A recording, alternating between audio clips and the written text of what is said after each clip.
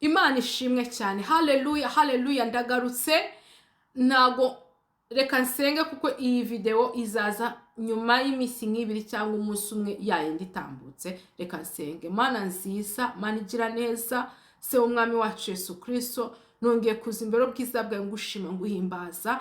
Ndagushimye ko ashyize iri jambo ku mutima wanjye kugira ngo mbwire isi nyibwize ukuri, kuko igihe kigeze ni igihe cyo kubwiza abantu ukuri.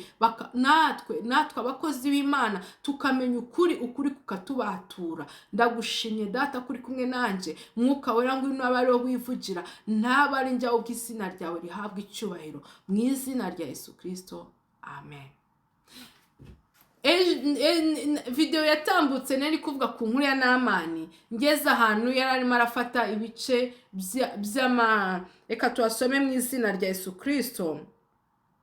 Ngo Namani ahera ko aragenda ajyana italanto z'ifeza 10 n'ibice by'izahabu 600 n'imyambaro yo gukuranwa 10.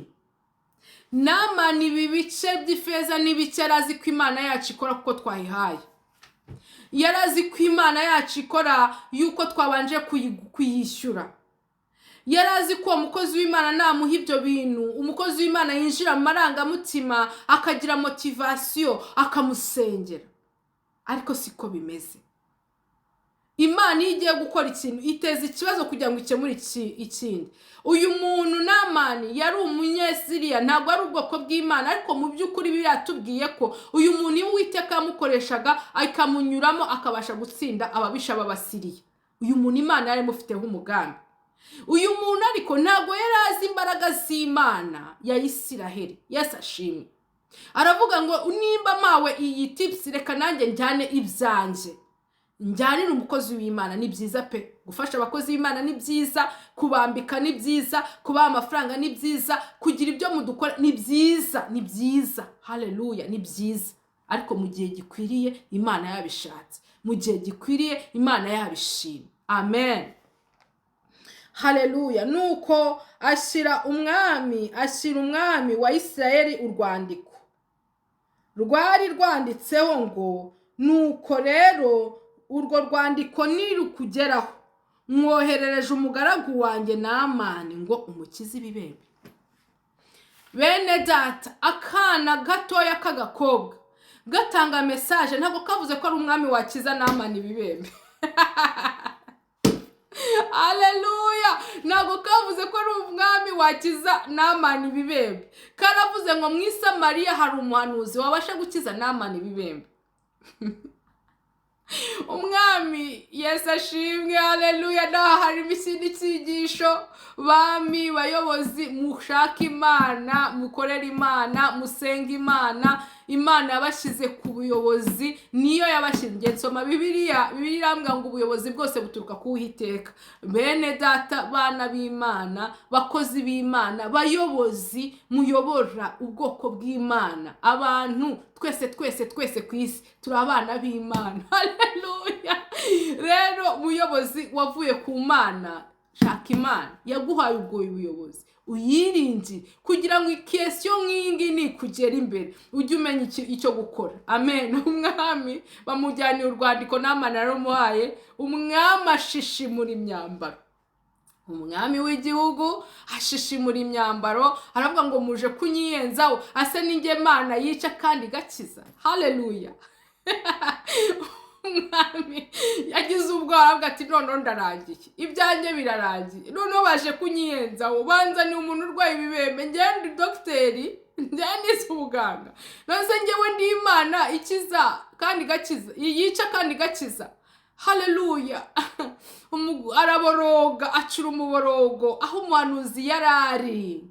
Hahimbazwe abahanuzi b'Imana, bakozi b'Imana. Nimureke dusubire ku gicaniro, nimureke dusubire ku isoko, twongere dusana igicaniro hagati yacu n'Imana. Ntihakagire ikintu kiba mu gihugu tutabanjije kubimenya, ntihakagire ikintu kiba mu miryango yacu Imana itabanje kubitubwira. Nta hantu batubwira ngo Elisa yamenye amakuru, Imana yaramubwiye ati kabaye saa tabara ku mwami.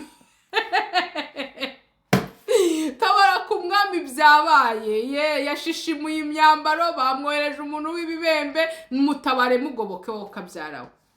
Reka tuhasome. Nuko Elisa umuntu w'Imana yumvise ko uwo umwami wa Isirayeli yashishimuye imyenda ye, amutuma ati, niki gitumye ushishimura imyenda yawe? Mureka nsange aramenya ko muri Isirayeli hari Imana. Harageze yuko abantu bamenya ko dufite Imana. Haleluya. Imana yacu iriho, ndacyabivuga. Imana yacu iracyakora, ndacyabitangaza. Imana yacu nta kure habaho itakura umuntu, nta ndwara n'imwe idakiza. Ya sida yayikiza, kanseri yayikiza, umutima yawukiza, diabete yayikiza. Si umva, indwara zose Imana yazikiza, ikazikiza.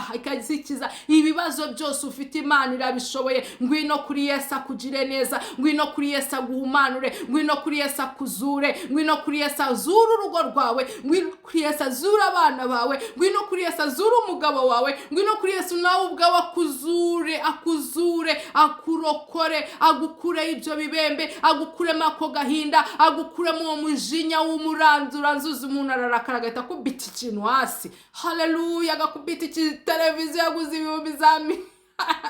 Ngwino Yesu akubohore, ngwino Yesu agukuremo ababazima, abo badayimoni, ngwino Yesu agutabare, akurwanirire. Yesu ashimwe ngo murekaze, baramenya ko muri Isirayeli ari Imana. Igihe kirageze mukamenya ko mu ijuru ari Imana ihindura amateka. Nukuri yemwe bantu munsi, igihe kirageze mukamenya ko Imana ishobora byose. Igihe kirageze mukamenya ko ari Imana nyamana. Haleluya. Reka dusome uyu murongo. Amen. Elisa aherako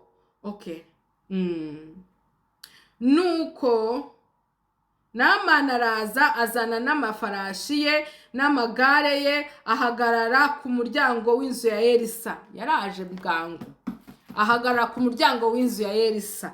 Yesu ashimwe. Elisa aherako amutumaho ati, genda wiyuhagire muri Yorodani 7, umubiri wawe urasubira uko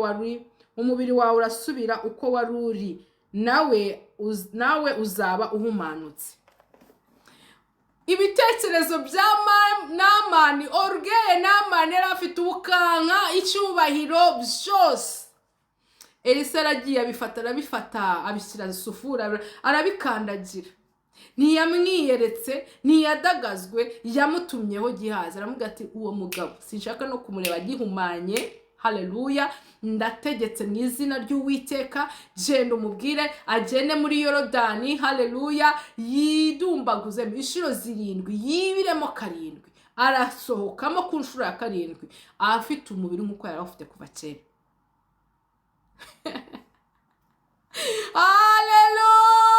Haleluya. Yesu ashimwe. Gihazi aragenda atanga message Naamani kuri confidence ziwe. Imana igiye kudutabara, ibanza tunyuza mu ruganda irabanza ikadukaranga idupfundikiye, ikadukuramo ubwibone, ikadukuramo amashuri twize, ikadukaranga. Wari uzi igifaransa ukakibagirwa, wari uzi icyongereza ukakibagirwa, wari uzi ubwiza bukagenda bugahinduka 0. Imana iyo gushatse, umva nkubwire, hari umugabo yohereje kurisha mu ishyamba imyaka 7, umubare 7 muwubaye. Yohereje kurisha mu ishyamba imyaka 7, yari umwami wa Isirayeli. Aragenda ararisha, igihugu kibaho mu myaka 7 nta mwami wimye ingoma, yarabaye nk'inyamaswa. Amaze kwibuka ko Imana ishobora byose, amaze kongera kugira ubwenge bwo kubaha Imana no kuyitinya, imukura mu ishyamba imusubiza ku ntebe, ku ngoma. Bene data, uko Imana yari iri kera n'uyu munsi ni kuki? Hari abayineguriza izuru, ntibaho, mukayifata uko mwiboneye. Umunsi izamanuka, nshuti zanjye, muzamenya ko ari Imana. Impamvu tubivanga uyu munsi wa none tukabigira gatogo, nuko Imana ituje. Ariko umunsi izamanuka, iyo igukunda, Imana ibikorera uwikunda. Imana ibikorera umwana w'ubugingo. Nimba uri umwana wo kurimbuka, komeza ubikore, igihe kizagera upfe urimbuke. Ariko nimba uri umwana w'ubugingo, ufite imyaka 7 yo kurisha, Namani nawe rwose na organe n'ibitambo yari yazanye by'amazahabu n'imyambaro n'ibiki bya intimidation n'amafarashi n'amagare n'abaja n'imbata. Haleluya, Elisa bihindura zeru. Haleluya, Namani arivumbura umujinya mwinshi, aragenda yatutse Imana. Aragenda, reka tubasome, Imana ishimwe cyane. Aragenda, amen. Abagaragu be baramwegera. Reka dusome hejuru. Namani abyumvise 11. Namani abyumvisha ararakara, arivumbura.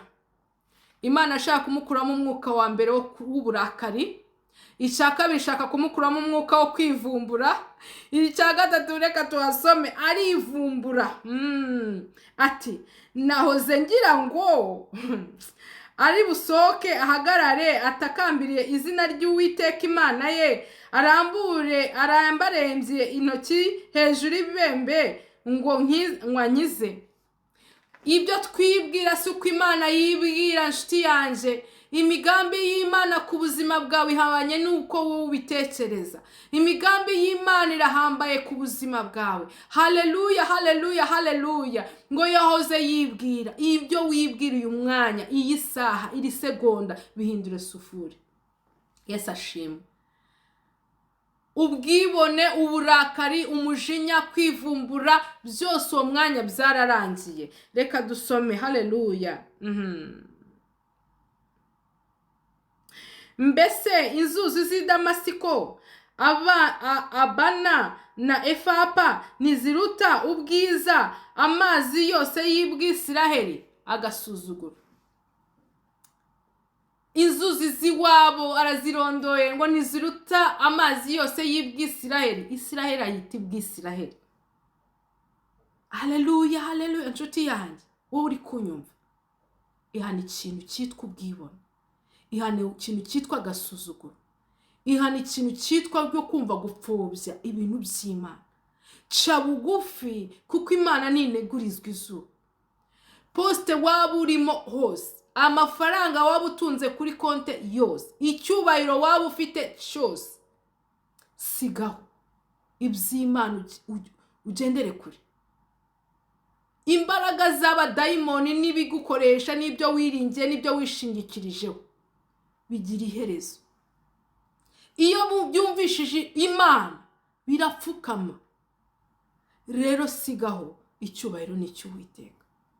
Ubaha Imana, tinya Imana, iringira Imana, nayo izakugirira neza. Yesu ashimwe cyane. Uyu mugabo yaragiye gukorwaho n'ubwibone bwe no kwiyumva no kumva ko Isirayeli ayisuzuguye. Ariko hari abantu yari yajyanye nabo, tayari Imana yari yamaze kubakora ku mitima. Ese inshuti zawe ni izi? Ibyegera byawe ni ibi? Nugira amahirwe ugatana, ukagira abantu bakwegereye bafite umutima nk'uwa muri Kristo Yesu, ntabwo uzarimbuka. Reka dusome. Haleluya. Abagaragu be baramwegera, baramubwira bati, databuja, iyaba uwo muhanuzi yaragutegetse ikintu gikomeye ntubugikoze, mwanswe kukubwira ngo genda wiyuhagire uhumanuke. Bene data, dufite bahe bajyanama muri iyi minsi. Wa mubyeyi we, wa mukobwa we, wa mudamu ukirwinjiramo, wa mupapa we, wa musore we, wa mwana mutoya, inshuti zawe ni izihe? Abajyanama bawe ni abahe? Haleluya. Iyo Namani aza kugira abajyanama bafite imitima nk'uwabo, aba yarakase agasubira nayo ibibembe bye. Ariko yari afite abajyanama bamubwira ati, akubwiye ikintu cyoroshye hejuru, iyo akubwira ikintu gikomeye ntubu gikoze ariko ugakira. Kukubwira ngo ugende wibire ugaruke uri muzima, ibyo nibyo bikunaniye koko? Tekereza ibintu Imana yakubwiye ukabitera ishoti. Uyu mwanya wihane. Ndagaruka ku yindi video nza kureba gutabarwa kwa Namani n'icyo yakuyemo, n'isomo yakuyemo. Hari igihe Imana yemera yuko tugeragezwa kugira ngo iducure inkanda zidushiremo. n'iki kigerageza Imana yarayihaye Namani bwa nyuma cyari kugira ngo inkanda z'ubwibone, amahane n'umujinya wo kumva ko bamusuzuguye bishyirwe hasi, icyubahiro kibi cy'Uwiteka. Dukeneye inshuti nzima zituma twinjira mu mugambi w'Imana mu by'ukuri. Imana ihabwe icyubahiro mu izina rya Yesu. Amen.